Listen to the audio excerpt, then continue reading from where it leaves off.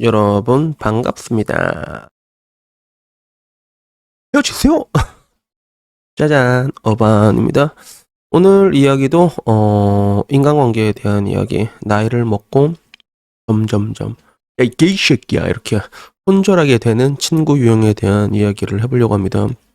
이거 방금 내가 라방 하다가 나왔던 이야기인데, 라방 하다가 한 번씩 이제 커뮤니티 같은 거 탐방할 때가 있거든요. 그러다가 제가 여초는 무명의 덕후를 자주 가는데 여기에 올라온 유형이야. 그래서 여기에 올라온 하나의 만화 같은 건데, 보니까 뭐 이게 점점 손절하게 되는 그런 유형에 대해서 올라온 내용인데 조금 공감이 가더라고. 그래서 뭐 사실 뭐 손절이라는 게 그래 뭐 이게 주옥 같으면 그냥 짜증나고 안 보면 되는데, 근데 확실히 내가 느끼기에도 나이를 먹으면 이런 유형으로 이렇게 fuck you 날린 경우가 되게 많아가지고 오늘은 이걸로 이야기를 한번 풀어보려고 합니다. 뭐 그냥 간단한 만화예요. 그래서 고등학교 때부터 절친이었는데 지희랑 은비가 있는데 갑자기 싸우는 거야. 그래서 여자가 야 별것도 아닌 걸로 그만 좀 찡찡대 이렇게 얘기를 한 거야. 그래서 은비는 항상 찡찡거리는가 봐. 찡찡거리는데 갑자기 은비 입장에서는 지희가 내 얘기를 들어줬는데 갑자기 썽을 내니까 야 너는 친구가 잘릴 것 같았는데 걱정도 안 되냐 이러면서 자기 나름대로 속상한 마음에 눈물이 나왔고, 여기에 지희는 더 빡친 거야. 야, 네가 지금까지 이렇게 찡찡거린 게 하루 이틀 일이가. 이래서 고등학교 때부터 계속 그랬겠지, 그치? 그러니까 지희도 피곤한 거야. 그래서 은비의 입장을 보자면, 그래, 고통스러운 일을 겪으면 사람은 이유를 찾게 되고, 그리고 그 비난의 화살을 이렇게 슉슉 돌릴 대상을 찾게 되는 거야. 뭐 남자친구가 너무 무신경하거나 아니면 이게 다 팀장이 일을 거지가 제도 그래 이런 것들인데, 근데 문제는 이제 이 생각을 계속 꼬리를 물고 그러면 결국에는 온갖 안 좋은 생각밖에 안 나는 거야. 그래서 내가 이렇게 슬퍼하는데 남자친구는 뭐 하는 거지? 팀장한테 밑보여서 성진도 못할 거고 막 이러고 있거든. 내 이까지 보고 우리 구독자한테 물어봤단 말이야. 요까지 딱 보니까 이 여자의 MBTI가 뭔지 보이죠? 이렇게 얘기하니까 다들 인프피어 다들 그렇게 얘기를 하던데, 근데 결국에는 자기 감정에 너무 많은 서사를 부여하다 보면 옆에 있는 사람들이 피곤하다는 거지. 그래서 맨날 지희야 내 얘기 너무 힘들어 들어줘 라고 얘기를 해도 지희도 이제 결국엔 똑같이 힘든 거란 말이야. 되게 힘든 거란 말이야. 그래서 뭐 결론은 그런 거야. 결론은 이제 은비야 나도 이번 주 좀 힘들어서 내 이야기 듣는 게 힘들다. 그래서 뭐 지희 입장에서도 너무 이렇게 감정적으로 대응하지 말고 이렇게 좋게 얘기하자 뭐 이런 식으로 얘기를 했거든. 그래서 그렇게 표현을 하면 은비가 정말 미안해 내가 내 얘기만 했지 라고 얘기하는데, 여기서 내가 조금 의아했던 거는 내 경험상 자기 얘기하는 사람은 밑도 끝도 없이 자기 얘기만 하거든. 남 얘기 별로 관심이 없는데 뭐 여튼간에 뭐 이게 감정을 내뱉는 쪽도 아니면 이제 찡찡거리는 사람들도 뭐 이제 한 걸음씩 물러나가지고 한 번 더 생각을 하자 뭐 이런 만화가 나왔는데, 여기에 대해서 여초에서 굉장히 많은 이야기가 나오고 있더라고. 자기가 손절한 친구가 저랬다.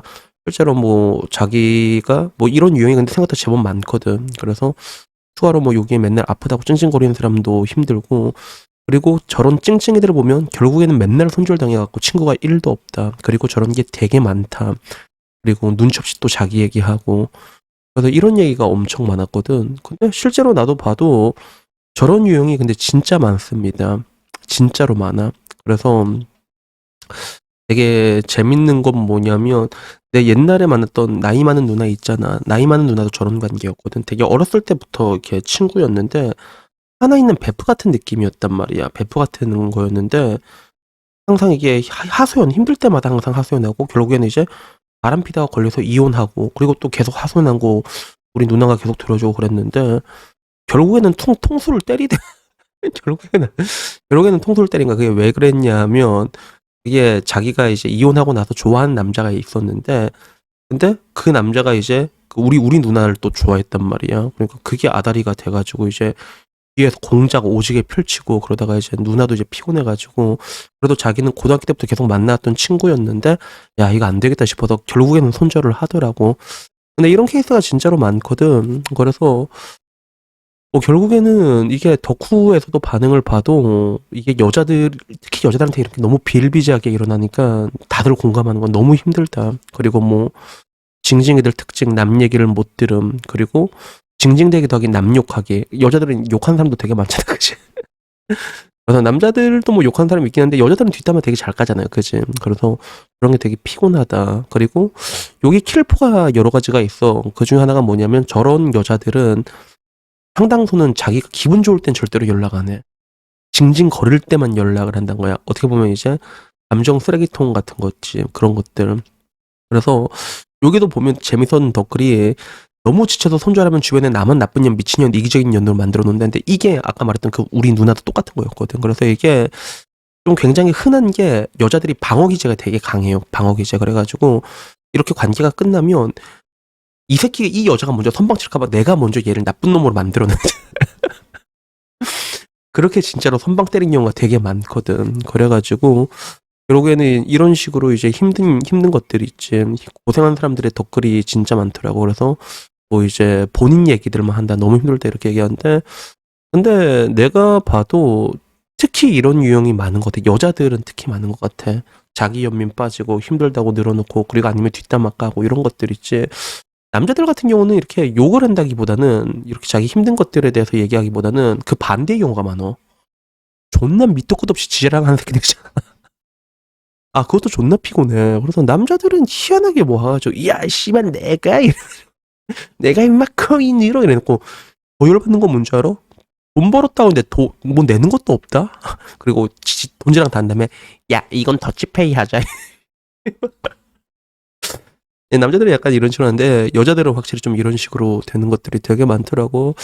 그래서 여기에 대해서도 나도 좀 많이 느끼는 바가 있는데 저는 이거를 라방할 때 좀 많이 이걸 많이 느껴요. 라방할 때. 그래서 라방할 때 우리 방에는 어떤 사람들이 되게 많냐면 우리 방에서도 똑같이 힘든 얘기만 계속 늘어놓는 사람들이 있어.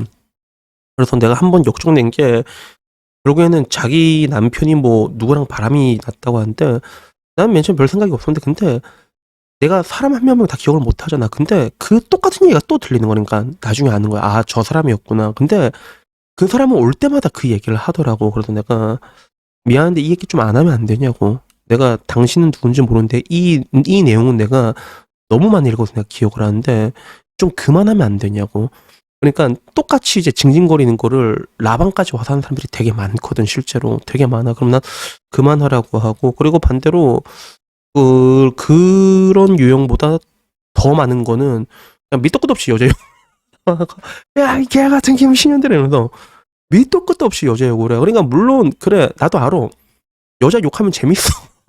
솔직히 재밌어. 재밌는데 그래도 우리가 좀 유머와 위트 있는 방향으로 짧게 하고 끝내야 되는데 밑도 끝도 없이 그냥 여자 욕만 계속해. 그러면 나도 그냥 좀 그만하라고. 그러면 또 삐져서 욕하고 나가거든. 그러니까 사람들 수틀리면 먼저 선빵 때리고 나가는 거 이것도 똑같단 말이야 이게. 그래가지고 결국에는 내가 여러분에게 말하고 싶은 게 이게 왜 나이 들면 손절이 되냐면 애들이 어렸을 때는 좀 착하고 잘 끌고 가요. 그게 좀 피곤하고 그래도 근데 나이가 들면 들수록 일방적인 관계는 뭐든지 다 힘들게 돼 있거든. 그러니까 이게 징징거리는 것도 한쪽이 일방적으로 징징거리잖아. 피곤하단 말이야. 한쪽이 일방적으로 욕하면 피곤하단 말이야.